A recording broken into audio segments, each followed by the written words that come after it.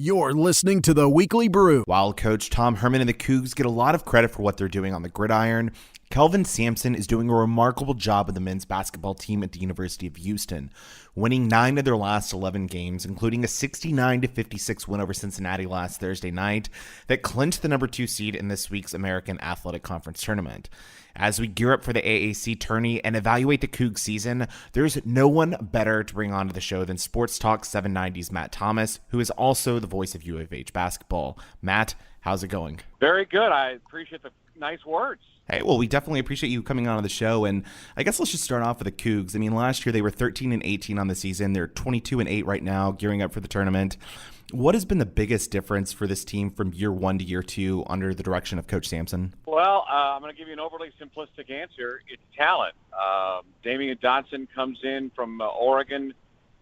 You have Rob Gray, a junior college transfer, who really became the team's probably best player when they went on their preseason trip to China. That's what Coach Sampson says. Galen Robinson has been fantastic as a freshman point guard. The team is deeper.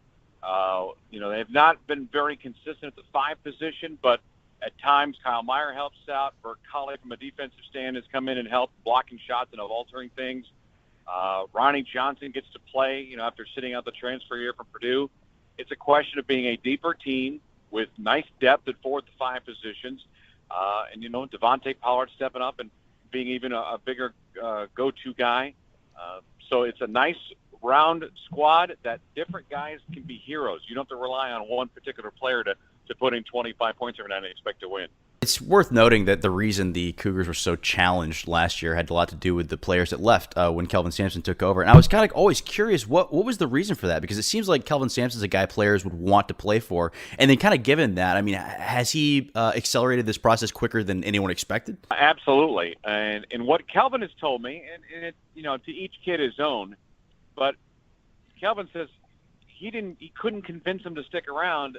When James Dickey resigned, they were out. They didn't care if you'd have brought Rudy Tomjanovich or Pat Riley would have coached the Cougars. It was, I have an opportunity to get out.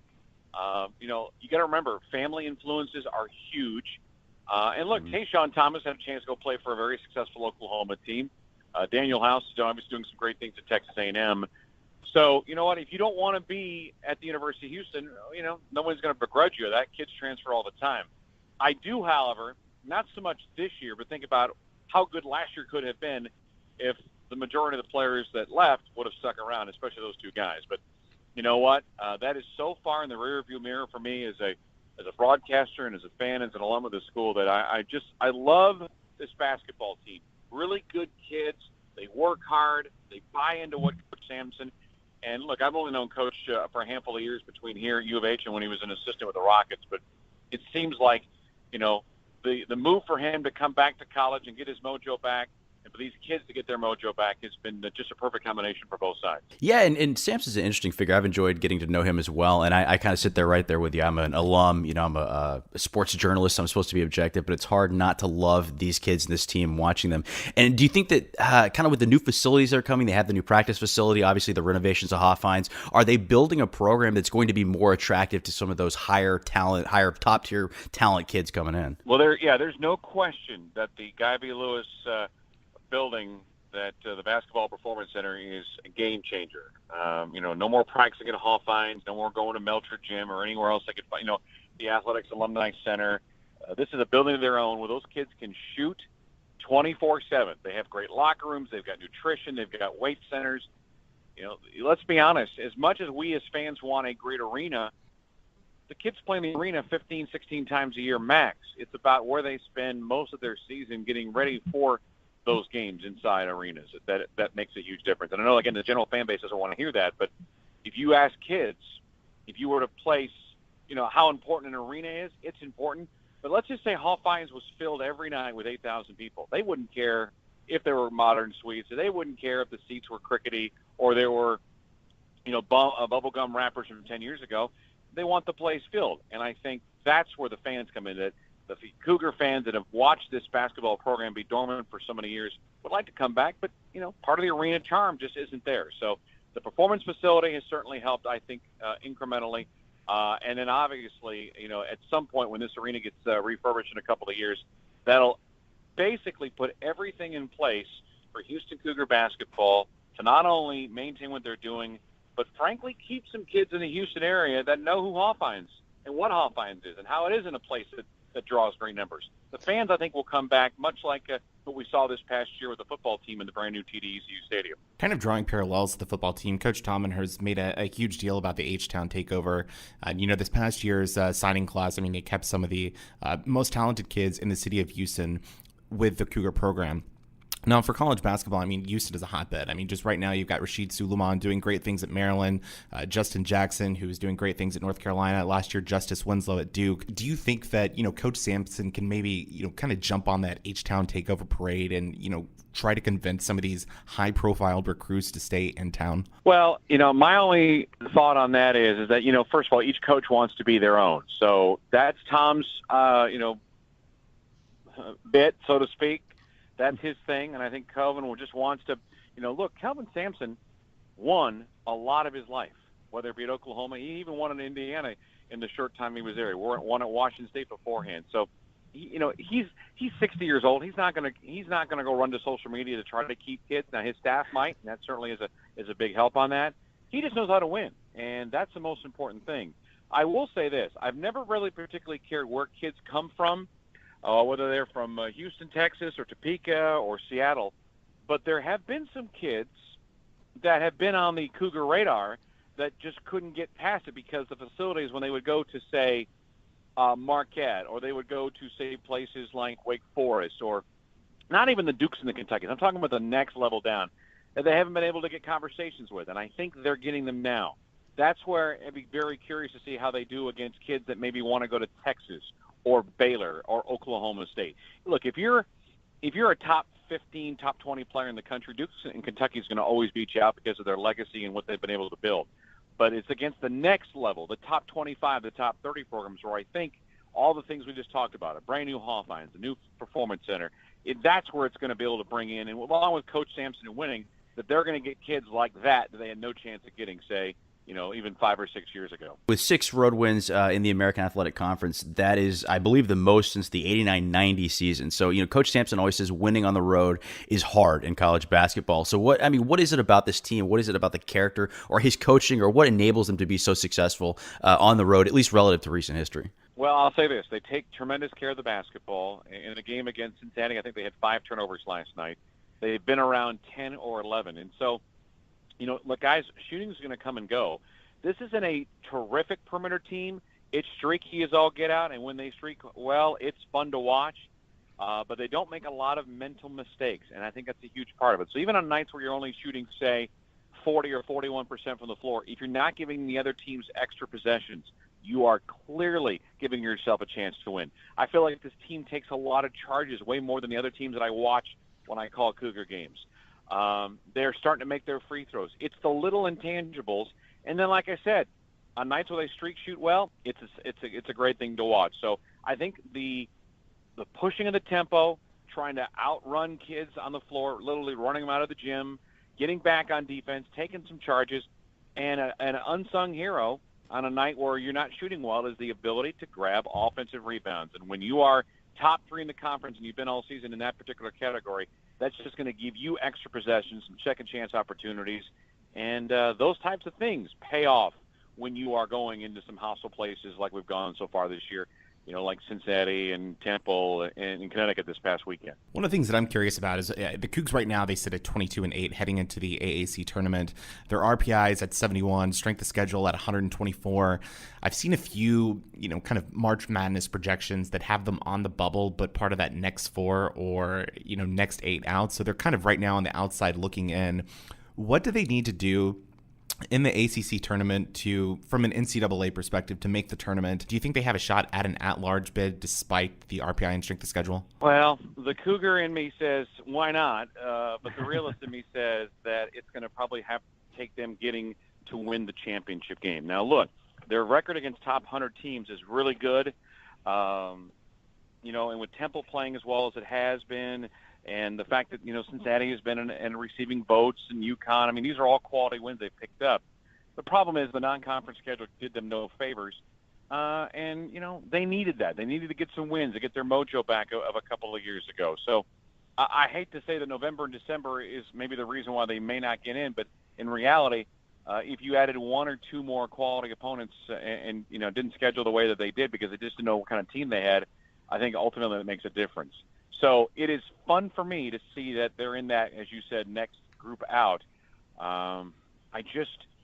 My gut tells me they're going to have to still win the thing because even with all the wins, look, guys, we've seen SMU a couple of years ago that was in a high ranking going to the tournament. We thought their RPI was good enough, and they had one loss to, of course, our Houston Cougars, and that bounced them out of the NCAA tournament. So for me, I'd like to have a glass half full, say that they're going to have enough, but ultimately I think the only way at this point the Cougars get in is if they win the entire tournament, which I think the way they're playing and as streaky as this team has been and the fact that they've beaten all the upper echelon teams and they're seeding right now in the tournament where they're not going to play probably a super heavy hitter until the championship game bodes well for them to at least be in the championship game. Hypothetically, the Cougars do not win the AAC tournament, and they're probably looking toward an NIT bid. Would that be a success for the program? I mean, you're looking at probably hosting 1 to 2 games in the NIT. Would that be a success for the program in year 2 under Sampson? No question it would be.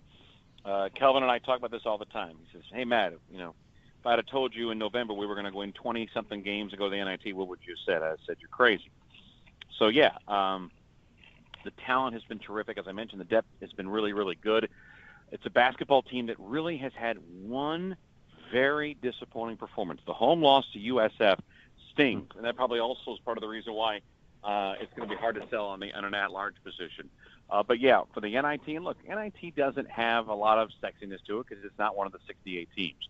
But for a program that has gone through as much 500 records and CBIs and barely getting into postseason events to not going at all to having losing seasons, it is absolutely a huge crescendo from what it was of a year ago. And I'm absolutely fired up. And again, I don't think the general college landscape, especially in Houston, which is a really, really tough college basketball town to get any interest would care. But it's just the next logical step. And I would say with just about everybody coming back, with the exception of, Devonta Pollard and LaRon Barnes, there's no reason why this team cannot be a top 3 favorite in the tournament. I would then expect Kelvin to schedule up a little bit more because he knows he's got a good team coming back. And then you make that full push towards making the tournament. But, heck, let me tell you something, guys. This could happen. The Cougars absolutely, and this is not me being this big-time homer, they absolutely can win the tournament next week in Orlando. Speaking of which, I'll be there as well. I'm looking very much forward to that. But maybe for listeners who aren't as familiar with the AAC, who are going to be the biggest potential stumbling blocks in that championship match or maybe the round before that the Cougars maybe don't want to face or might be just a poor matchup for them? Well, I'll just say this. The Cougars beat Cincinnati yesterday, and that was a very impressive win. I'm still a big Bearcat fan. They just play terrific defense. They're wide body. They'll throw 4 or 5 guys at you that are 6'8" and 255. And that just doesn't suit the Cougars particularly well. If you notice the game against the Bearcats yesterday, Bert Colley got a lot of playing time. Kyle Meyer got a lot of playing time. Chicken Knowles, who's really been a very consistent player for this basketball team for the most part this year, didn't play a lot because, again, their front line is going to beat you. Plus, Troy Copain is a guy that's been a very talented guard for them for a long time and has really been a thorn in the Cougars' side. They scare me. UConn, still terrific balance there. The one team that I wouldn't mind seeing is Temple. Because we went up there and beat them in Philadelphia way early in the season. And secondly, the Cougars just fell apart offensively in the second half against the Owls, but they had a double-digit lead against them at home. So I respect all of them. It is literally a coin flipper for who can win this thing. I think legitimately there are 5 teams that could absolutely win this conference. But the teams I want to avoid early on, or as long as I can, would be like a Cincinnati or UConn. And I wouldn't mind seeing a semifinal matchup against Tulsa and Temple because I think the Cougars do a pretty good job against those teams. My mother is a big Booster, big U of H fan, and every time there's any sort of job opening, she freaks and thinks that Kelvin Sampson might leave. Just assessing the future of this program, how bright are things and how, I don't want to ask how committed Sampson is, but what do you think is the realistic chance that this might be a long-term berth for Coach Sampson? You don't want to ask that to him because that's just kind of one of those situations. Like, if you said to me, Matt, you want to be the U of H announcer for the rest of your life? Of course I do. But if the NBA on TNT said, hey, we need you to replace Marv Albert, I'm leaving. So, he's 60, so it's one of those situations that I don't know if he wants to uproot again. But, Larry Brown's done it for all these years, so it's up to every individual. a lot of people call my radio show on Sports Talk 790 saying, hey, think Kelvin will be interested in the Rockets job? Well, yeah, he was interested 3 or 4 years ago. I can't imagine why he wouldn't be interested today. So, I choose not to give a real, committed answer to that because A, I like him, B, I want him to stay, but I certainly understand if there's one more professional challenge in front of him, whether it be at a bigger school or at the NBA, I wouldn't begrudge him for that. And one of the last questions that I have for you is, as we head into March Madness, who do you have as your player of the year and the favorite heading into the NCAA tournament? Wow. Boy, I like Oklahoma a lot. I don't watch a lot of other college basketball except with U of H because I'm busy with the other things and the Rockets and whatnot. But Buddy has been fantastic for Oklahoma. My wife is a diehard Duke fan, so I probably watch more Blue Devil basketball than I should. But they're not nearly the Duke team of yesteryear. I like Iowa's consistency. I think Iowa State could be a surprise. And if anybody ever counts out Michigan State with that system and how they've been doing things the last 25 or so years, they're foolish. So I think this year is wide open. You mentioned Suleiman. I thought I thought the Maryland turnaround has been pretty good as well. So player of the year for me is probably a difficult chore, but those are the kinds of teams that I watch. And as far as the American Athletic Conference player of the year is concerned, even though that SMU will be nowhere near the tournament because of their own issues, Nick Moore continues to be a thorn in most people's side. And I think they're really going to regret the decision for them not to appeal to give him one more opportunity to go to the tournament. But that's the decision they made, and oh well. We got to move on without them in coming tournament time next week. Again, we have Matt Thomas, who is the voice of the U of H Cougars basketball team and host of a show on Sports Talk 790. Matt, for those that are interested in either following your show or following your work, where can they find you online and on social media? We are at sports790.com, the proper gentleman of sports, the show that I do with Lance Zerline every morning from 6 o'clock until 10. And I'm on Twitter at SportsMT, and going down to Florida next week early to do some Astro spring training coverage. And then Friday, with a 6 o'clock Houston time start for round one, it'll either be UCF, Tulane, East Carolina, or South Florida, depending on how things turn out. And all 4 of those teams, the Cougars have had a terrific record against them, and the only blemish in that group was the South Florida matchup, which was obviously a huge disappointment earlier this year. But like I said, being the number 2 seed, it's a pretty nice pathway to the championship game on Sunday, and I hope I'm there to be there for all that. We're looking forward to the tournament next week, and Matt, thanks again for joining us, and enjoy South Florida. Enjoy that trip. Thanks, friend. We'll talk to you guys soon.